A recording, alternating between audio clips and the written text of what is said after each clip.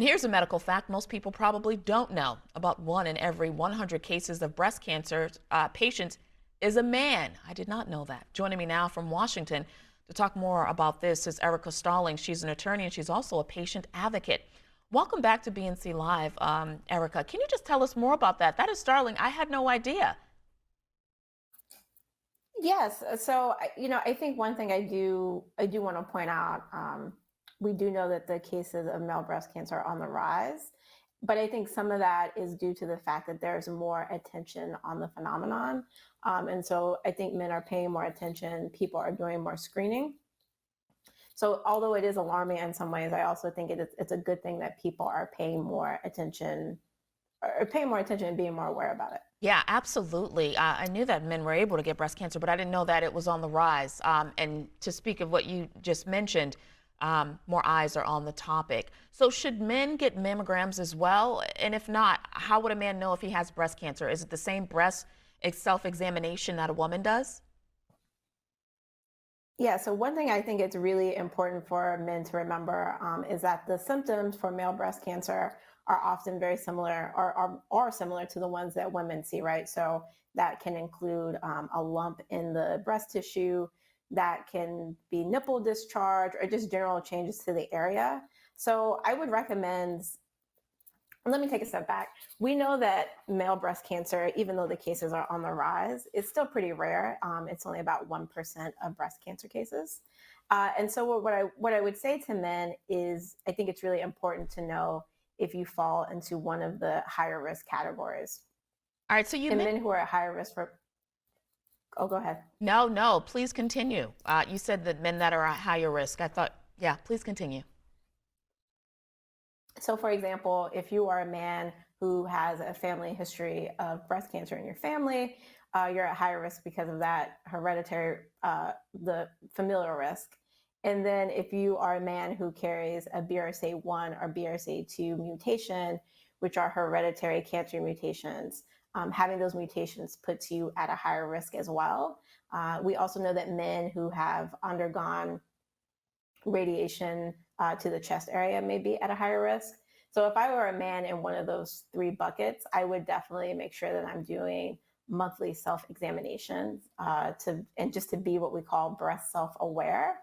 And certainly if you're someone who is tested positive for a BRCA1 or 2 mutation as a man, definitely having a risk monitoring program with your provider.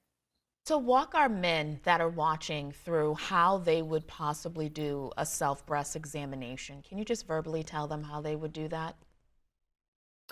Yeah, I would say two things, right? I think the first is when you start doing these examinations, knowing what your baseline is. So we always say like knowing what your normal is.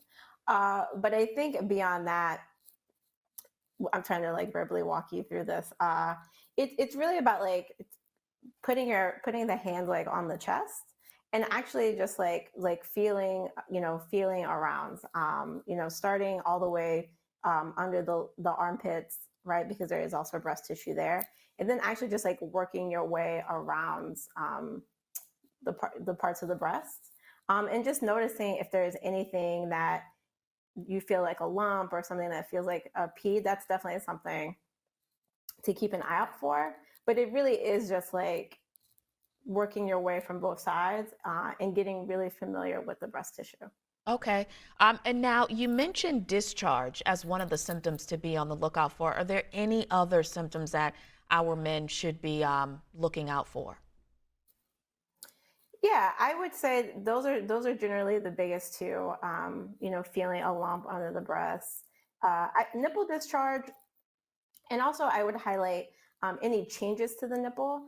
So if your nipples are normally outward and they start to turn inward, if you start to notice any redness or scaling on the nipple.